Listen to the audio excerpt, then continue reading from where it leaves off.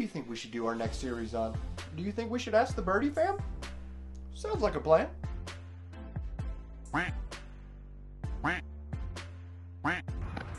I need more distance. More distance. Easy answer. More distance. But right now, I'm focused on trying to get more distance. The revolver? More distance. You know, chicks dig the long ball. I dig a long throw. That's why I don't dig my drives. I need more distance, Robbie. It looks like they want another series on putting. Right? No! God, please, no!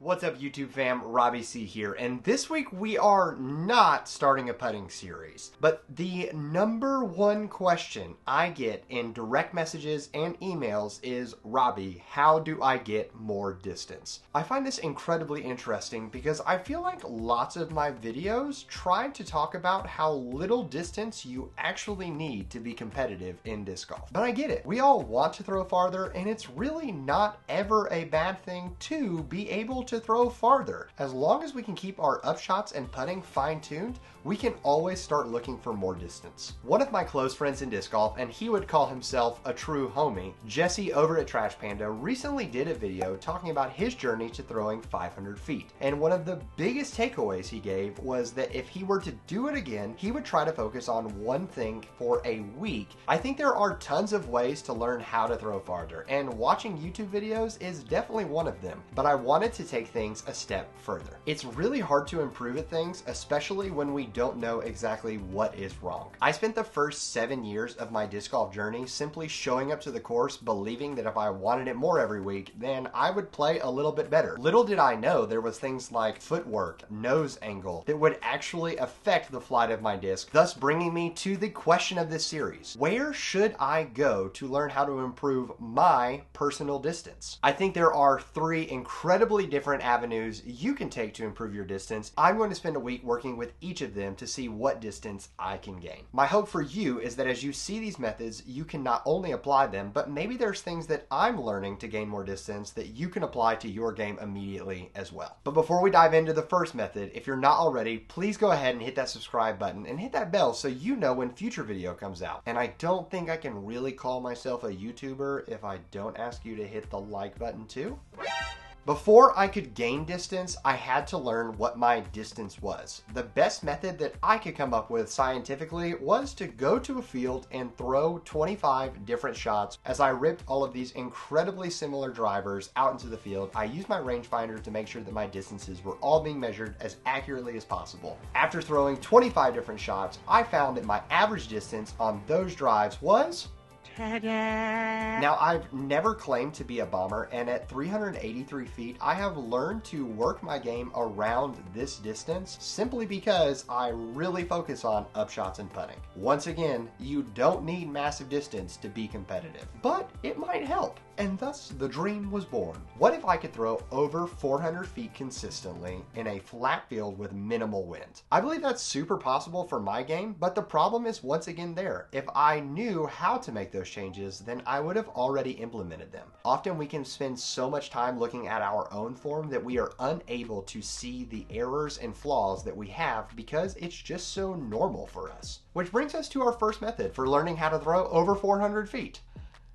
The internet. There are tons of options out there on the internet. But remember, we're trying to find someone to look at your form specifically. Which brings me to the largest collection of form gurus that I've ever found in one place. I joined this specific Facebook group a few years ago, and with over 14,000 members, what you can do is you can post a video of your form to this group, and they will start breaking down your form and talking about all sorts of different things. Over the years of watching, I've learned there's a couple taboos in the group. The first is that if you say you can throw a certain distance, but they don't believe that you actually can, they'll eat you alive and not actually give you any help with your form. So it's best to just avoid putting how far you actually throw. Second, if you just post slow-mo videos, then they get really upset, and if you just post normal speed videos, they also get upset. So try to include both of them. Third, we're all wrong sometimes, and just because we have an opinion doesn't make it a right opinion, and just because we have an opinion on your forum doesn't mean that it's going to be the best opinion on your forum. Knowing those taboos, I walked right into this group and dropped a video waiting to get roasted by all of the comments of people saying things like, "Oh, look at Robbie, the YouTube boy over here trying to ask for some advice. Look at this measly little YouTube man asking for some help. How about this for help?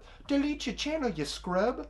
But this is not what happened. I was so thankful for those of you who came on and commented about how this channel has helped you in your game specifically. That is my #1 goal with the channel, and I know I feel goofy sometimes, but I truly just want to help as many of you as possible. So thank you for your kind words. You have no idea how well timed some of them are, and I'm beyond grateful for each and every one of you.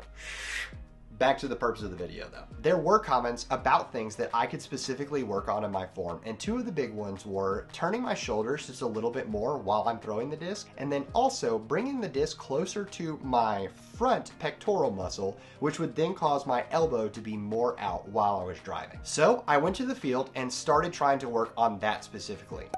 Something that changed the game distance-wise for me was learning to get the disc to snap around my wrist rather than just snapping out here. Let me explain that just a little bit more. When I throw the disc, I'm not trying to throw the disc out in front of me. I'm more so trying to eject it at what Bradley over at Spin and Throw might call the 10 o'clock position. If I release the disc way out in front of me, then what's going to happen is I have very little room for the disc to snap and get more rotations, thus causing it to go farther. When my hand is on the front of the disc, it allows the disc to rip out of my hand, and the follow through allows it to then go onto the straight line. When I first started implementing the Facebook group suggestions, I noticed that I was early releasing, and I think this is because my timing was off because I was rotating my shoulders back a little more than I was used to. However, once I figured out that slight timing adjustment, I was able to get a little bit more snap on the disc, which caused me to release the disc even better, and the discs actually started flying a little farther. Not only did I try to implement these changes in a field, I actually took them to the course as well. While I didn't see a major improvement in my ability to hit lines on the course, I am thankful that it didn't detract from my ability to hit lines on the course and allowed me to stay consistent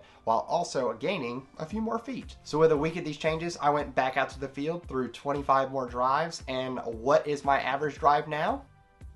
Ta-da! Yeah. It's only 8 feet. And I understand that 8 feet doesn't seem like an incredibly long distance, but 8 feet takes a 25-foot putt and turns it into a 17-foot putt. I have a few takeaways from method 1 of our journey to throwing over 400 feet. The first, if you've already put a ton of work into your form, throwing it up to the Facebook group may not be the best option available. Most of the people who find themselves in Facebook groups like this are not pro coaches or pros themselves, and that's totally okay. We all can learn from everyone around us, and the collective group of people probably have at least 1 or 2 things that you can start working on so you can gain your 8 feet as well. The second takeaway is that these groups only become argumentative when someone wants to start an argument. I really expected there to be some pushbacks and negative comments on my post, but it was super positive. And could I have pushed back and been like, "No, these are terrible tips. Why'd you guys tell me this?" Sure, if you don't agree with someone's comment or what you think they should change, that's the best part about the internet. Just don't do it. Which brings me to the third. Be willing to try everything, but also try it with a grain of salt. Don't walk into every single suggestion and think that you need to implement every single one to your game. Especially if you're newer to the game, there might be a lot that you need to work on. Find 1 or 2 things and work on them for 1 to 2 weeks at a time. I'm excited for the progress I'm already seeing in my game through the Facebook group, and I'm really pumped to try out method number 2 and share the results with you guys next week. Speaking of results, I have to mention the amazing community of people who helped film this intro, which was the Birdie Fam. The Birdie Fam is not just a collection of people looking to gain more distance. We talk about what's going on in their game specifically, and one way we do this is through form reviews. And in those form reviews, I lay out several things they can start working on, take a few weeks, start working on it, and then we'll chat again. That's the beautiful part about the Birdie Fam, is that it's an ongoing effort to help improve their game, as well as my own. So if you want details on how you can join, head down to the description below. Thank you so much for coming by, and I hope you have an amazing week getting out there and trying to gain more distance for yourself. But for now, I'm going to leave you with the birdie.